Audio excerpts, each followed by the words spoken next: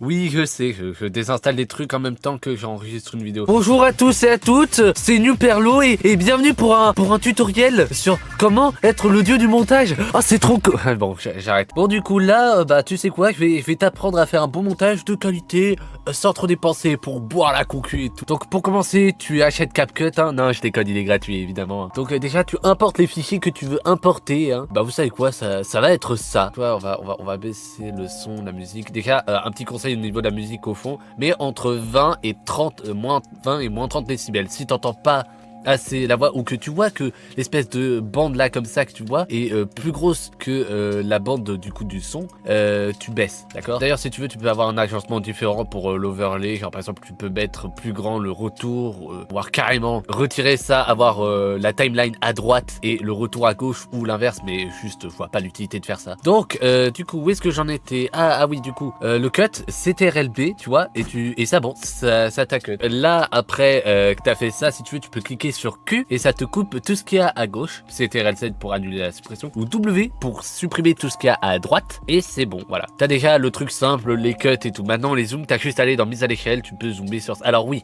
petit truc qui est un peu chiant sur CapCut, c'est que tu vois, quand t'es à la lisière de ça, et ben en fait t'es sur le preview de ça, c'est-à-dire que tu zoomes, tu peux pas voir ce qui se passe sur la frame d'avant, genre malheureusement t'es obligé de te mettre là pour pouvoir zoomer. Donc tu vois, tu peux zoomer, tu peux te déplacer, tout ça. Enfin, le truc que j'aime, c'est qu'on peut élargir le truc, voilà, le tout en décochant du coup cette option, à savoir redimensionner uniformément, et maintenant tu peux faire n'importe. Donc voilà, on va supprimer ça, ça sert à rien. Tac, tac, tac, tac. Voilà, on va supprimer jusque là. Maintenant, on va utiliser les fameuses clés image clé. En gros, ça va te permettre de faire des zooms bien beaux et tout. Alors moi, personnellement, je fais un truc, c'est tu cliques 3 fois sur la flèche de droite, 1, 2, 3. Tu cliques sur ajouter du coup une nouvelle image clé. En général, tu cliques sur ça, ça te les coche toutes. Parce que si tu cliques sur une seule, ça n'en coche qu'une seule. Donc je clique sur toutes et je zoome beaucoup, par exemple là où je veux zoomer. Puis ensuite j'avance. Donc on va s'arrêter à peu près là et on zoome un petit peu. Comme ça, ça fait du coup ça un truc plutôt stylé.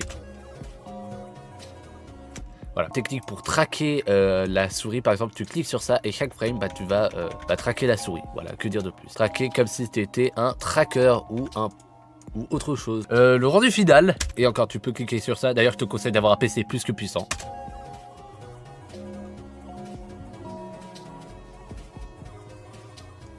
Alors, pas mal, non? C'est de la merde, mais bon, voilà, les techniques de base, je pense, hein. Après, autre chose que je pourrais te donner, c'est comment animer proprement les chibis, je dirais. Alors après, je vais pas te donner genre la technique pour truc les chibis comme je le fais, hein. Partons sur ce chibi là, par exemple. Donc voilà, il apparaît ici. Donc moi, ce que je fais personnellement, c'est que j'utilise 3 keyframes. Voilà, donc voilà, tu peux comme ça, tu mets ça à gauche, tu mets ça à droite, par exemple, si tu veux laisser cet espace de libre. Et on va faire comme pour la vidéo de base, et on va du coup aller à la fin, tu mets ça là et ça te fait un déplacement pendant que tu parles, comme ça.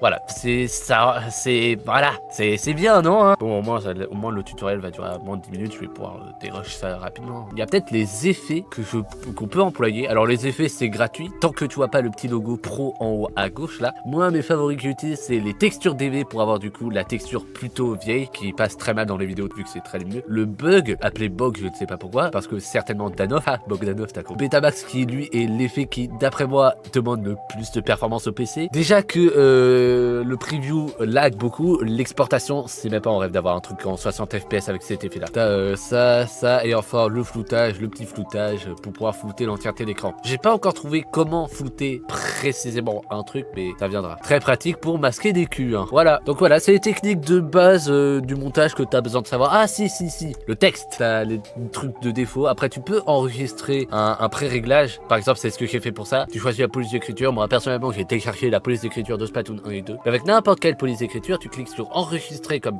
pré-réglage. Donc normalement ça va te demander pré-réglage de texte, tu mets n'importe quel nom au hasard, hein, et tu sélectionnes l'espace de stockage, tu cliques sur OK et c'est bon. Donc voilà, autre chose, petit conseil, le trait. Déjà tu baisses l'épaisseur parce que avoir 40 d'épaisseur c'est plutôt moche, je veux dire. Tu baisses aussi par rapport au texte, et aussi petit truc que j'adore faire, c'est la même chose que pour mon chibi du coup et pour la vidéo en général. Voilà, comme ça fait un truc du genre merde. Ah oui, aussi clique pas sur échappe parce que sinon ça ne t'échappe pas de l'élément sélectionné, ça t'échappe juste de l'application. Voilà, donc voilà le rendu final de la vidéo.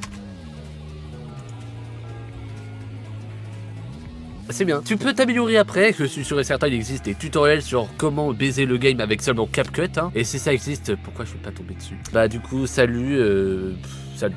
Voilà, que dire de plus? Oui d'ailleurs, vite fait, autre chose que j'ai oublié de mettre dans le tuto de base, que je suis en train de monter, ça va être ultra rapide je le sens, c'est pour l'exportation, déjà tu cherches, déjà tu crées un dossier qu'on va appeler du coup version finale ici. Bon moi le dossier est déjà sélectionné, tu mets en 1080p s'il te plaît, hein, et tu mets en 60 fps, débit d'image plus haut, toujours plus haut, la configuration de base, et après tu cliques sur exporter. Évidemment je vais pas le faire parce qu'avec OBS qui bouffe tout le processeur, le rendu sera ignoble, voilà, bon bah salut.